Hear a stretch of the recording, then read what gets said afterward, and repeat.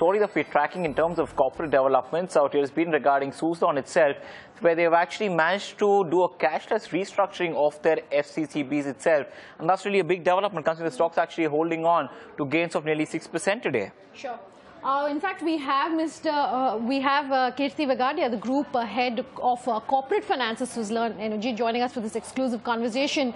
Let me start off by asking you, what the biggest impact is going to be out of this restructuring. I mean, we're talking about credit worthiness, of course, but if you can run us through that and also what the next steps are, because there is still a long series of approvals that you need to get. Yeah, first of all, this is a good news. This is closing the last leg of liability management, which has been concluded after a long drawn discussion almost for 18 months now. So that way it is pushing our liability without paying any cash for almost 5 years. So we have a maturity of FCCB only in FY 19-20. So that is one thing.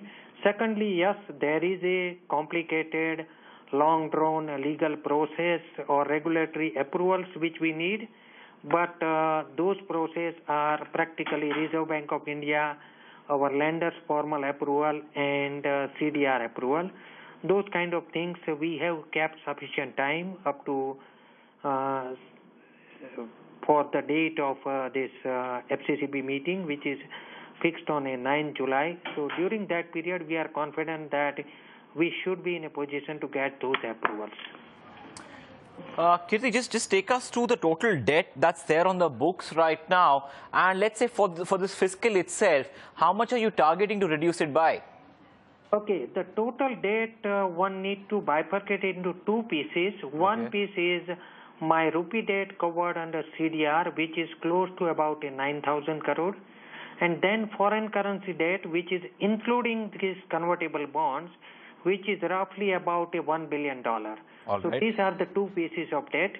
So far as foreign currency debt is concerned, half of that is becoming due in FY 19, and the balance half, which is FCCB, will become due in FY 20. Whereas the debt under CDR, which is concerned, we have a repayment period of 10 years, of which 2 years was moratorium, and in balance 8 year also, the repayment is structured in a ballooning manner. So initial years, we have a small repayment. It is not a very big repayment requirement. It is structured in such a way that by the time company operations ramp up, it is comfortable in making the repayment. So that's one thing. Secondly, so far as target is concerned, whatever is our obligation under CDR for repayment, we are current on those obligations. As a responsible company, we are working on deleveraging our company, and for which you might know that we have sold two of our important assets. One is our China company, and second is our US assets in Big Sky. These two assets have been sold. Further, we are targeting to generate about 1,000 crore from various non-core asset sales. You plan to generate 1,000 crores via non-core asset sales itself, but anything that's been highlighted, any certain streams of the business that have been looked into right now? Because I also believe, looking at Suzlon's size itself, you got various factory plants located across various geographies itself. And I remember talking to the management a couple of years back as well, when we had those wind turbine issues itself, where you're looking to divest a couple of these factory plants as well. Anything of that sort on the radar right now? Yes, basically the assets are, I would say, in the three broad brackets. Number one is our component manufacturing business. As you are aware that we have been vertically integrated, and some of the component business which was very much relevant at that time, probably we can divest those business and have a long-term time with our potential buyer for getting the components. The way we have divested into Henson, which you might remember that initially we used to own 100% of Henson, and then we gradually divested into Henson. Similar situation is there in other component manufacturing as well.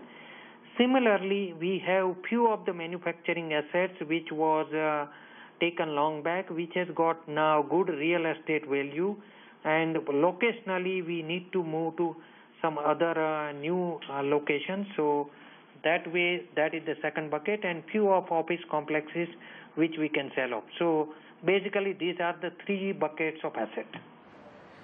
Kirti, since we're talking about your various assets out there in terms of Suzlon itself, I have to ask you about RE Power itself, which I believe has now been renamed to Senvion. Any updates, any plans? Because that really has been one of the key acquisitions that Suzlon actually made a couple of years down the line. It's been somewhat of a cash-heavy company as well. What are your plans regarding Senvion right now? Yes, Senvion is one of the very, very precious asset we have in our kitty. True. I fully agree with you. And you might have observed that even in last 3 difficult years for entire wind industry, Senvion has maintained its profitable growth. And that way I would say that Senvion has been our precious asset. We will continue to hold that asset. However, I would say that valuation across the wind industry globally has increased significantly, and the EV/EBITDA multiple, which was closer to about 4 a year ago, which has gone close to 9 or 10. This is throwing a good opportunity to look at our capital structure during this financial year as well. Kirti, I'm going to be honest with you out here. It's been some time since we actually managed to get some time out with the management at Suzlon itself. And since we are in conversation right now, I also want to ask you this. I mean, this is one aspect of the business in terms of the 3-part liability management that you highlighted, and the FCC being one of the third part out there, which is pretty crucial. What about the operation metrics out here? Give us some insight into that as well, because that has really been the other key concern in this entire slowdown over the last 4 to 5 years, rather, where we've seen the operation slowdown also take place. The industry on the whole also has been reeling under some pressure. What's the update there? If you can give us something to something to talk about in terms of the geographical presence that you're targeting, some of the new product launches. No, good question. I think last 3 years has been challenging for wind industry. There has been headwind where many companies suffered, and we were not exception to it. We have been making losses, operating losses, due to whatever situation is there in industry. However, fortunately, industry started turning into positive. In this financial year, one can expect that global wind market is going to grow close to about 40%, including Indian market. And that is a good news for all of us, that 40% growth is something which is, we will have a major benefit of it. Secondly, we are launching 2 new products, and S111, which is ideally suitable for many sites in the world, low wind site, by which we are increasing the pie of the size of the market, I would say, because it is fairly suitable for a low wind site, where some sites which was not viable with a previous product portfolio, which those sites will become viable. So increasingly we will be able to increase the pie of the or size of the market. So that's a good news. Secondly, the prices of a wind turbine started even stabilization to slight increase in the global market. That is another good news.